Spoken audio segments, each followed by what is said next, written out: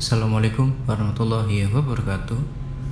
Pada video kali ini saya akan mengulas sebuah film panjang tentang perjuangan belajar seorang anak perbatasan yang ditayangkan kembali oleh TVRI. Menjadi seorang anak yang tinggal di sebuah daerah perbatasan adalah hal yang tidak mudah.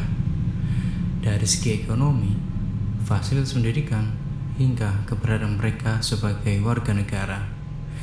Hal itu kita bisa lihat dari film Aku dan Hari Esok. Kami hampir tidak terlihat dari kejauhan, rindu diajak bicara, berkumpul, dan makan bersama. Kami berada di teras negeri bangsa ini sebagai cita rasa percaya diri kami. Saat berada di depan, terluar bangsa ini. Jangan pernah jadikan kami anak tiri, karena kita satu ibu pertiwi. Tekad kami bulat, tidak satu senti pun patok negara boleh bergeser.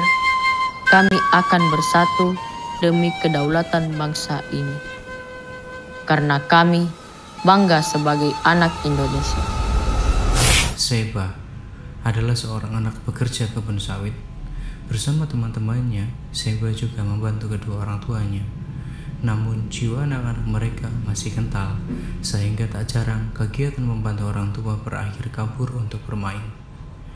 Namun Seba tidak seperti kedua temannya. Seba menggunakan waktu bermainnya juga untuk belajar. Seperti kata temannya, Mana aku tahu? Bukannya kamu selalu tahu? namun Seba hanya menjawab, Sebenarnya, kalau kalian mau, di kantor sawit itu banyak buku. Kalian bisa baca. Di sisi lain, ada tokoh pejuang pendidikan yaitu Pak Yudis, seorang guru honorer yang tak memiliki cukup gaji untuk kebutuhan sehari-hari, namun tetap optimis dan selalu ingin mencari wawasan lebih untuk mendidik siswa-siswinya. Ditambah sang istri yang sedang mengandung. Mudah-mudahan anak kita nanti bawa rezeki. Bukan masalah rezeki anaknya, Pak. Usaha kamu itu yang harus lebih keras lagi. Tokoh Seba dan Pak Yudis ditemukan dalam film ini cukup menarik, dikarenakan film ini memberikan kesan bahwa kadang mereka yang tak kita ketahui ternyata memiliki kemampuan besar. Saat Pak Yudis membuat soal di papan mading dan berlanjut diisi oleh si Seba, berujung pencarian Pak Yudis dikarenakan penasaran kepada seorang anak yang menjawab pertanyaan Pak Yudis di papan mading. Seba, kenapa kamu diam lagi? Aku cuma berpikir, kenapa ada soal ditulis di situ ya? Bukan di papan tulis. Wah, benar juga kamu, Seba. Aku juga lihat kalau guru menulis soal itu di papan tulis. Namun perjalanan Seba untuk belajar tidak semudah yang kita kira. Berarti kamu yang menjawabnya. Benar, saya menjawabnya. Memangnya kenapa, Pak? Jujur Bapak katakan ke kamu, kamu tuh pintar. Sayang kalau kamu tidak sekolah lagi. Kamu mau sekolah lagi? Mau, Pak.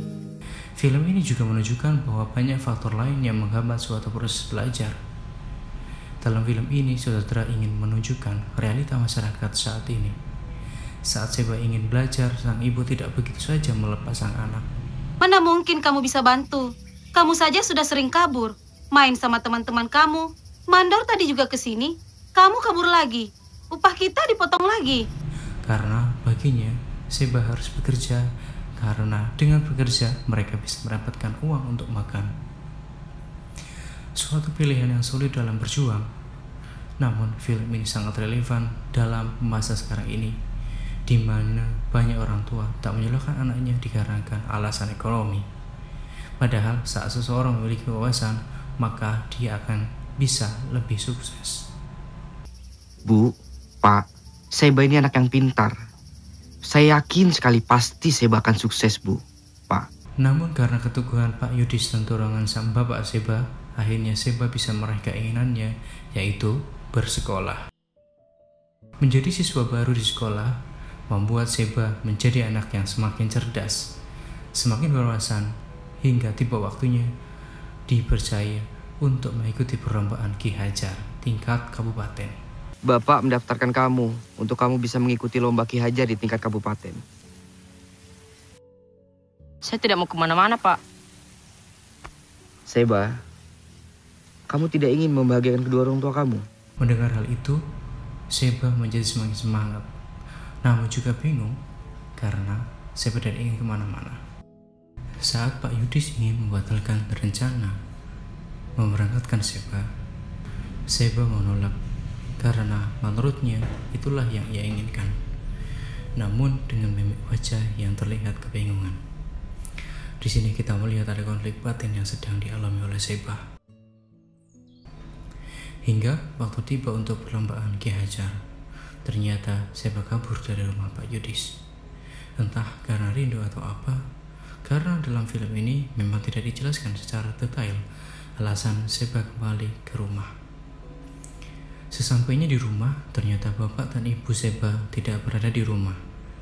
Dan Seba hanya menemukan sebuah coretan peta dinding kayu di rumahnya. Anakku, buatlah kami bangga. Suatu saat nanti, pasti kita bertemu. Mendapat tulisan itu, Seba hanya bisa menangis. Melihat Seba yang menangis, Pak Yudis menanyakan keberadaan ibu dan bapak Seba. Dan Seba menjelaskan, sang ibu dan bapak pasti sudah pindah karena saat mandor tahu tempat tinggal mereka, pasti mereka diusir. Mendengar itu membuat Pak Yudis menjadi semakin bertanggung jawab atas Seba. Film ini berakhir dengan Pak Yudis dan Seba berada di atas perahu di tengah lautan. Dengan voice over dari Pak Yudis yang menyesal karena harus kemana mencari sang ibu dan bapak Seba, dan tetap berusaha untuk mengantar Seba ke esok hari yang lebih baik. Dan Seba dengan semangat besarnya untuk menuju masa depan agar bisa membanggakan kedua orang tuanya. Dan film pun usai. Film ini berakhir dengan ending menggantung, sehingga sutradara memberikan kesempatan kepada para penonton seperti apa esok hari Seba nanti. Secara visual, kita penonton ditunjukkan bagaimana kenyataan saudara-saudara kita di perbatasan yang harus bertransaksi menggunakan uang negara lain padahal sedang berada di Indonesia.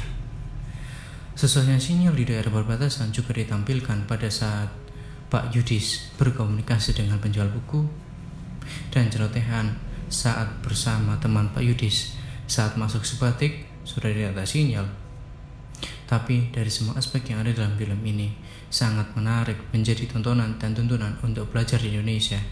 Bagaimana menjadi Seba, bagaimana menjadi Pak Yudis, dua orang yang berjuang untuk pendidikan walau dengan banyak keterbatasan. Indonesia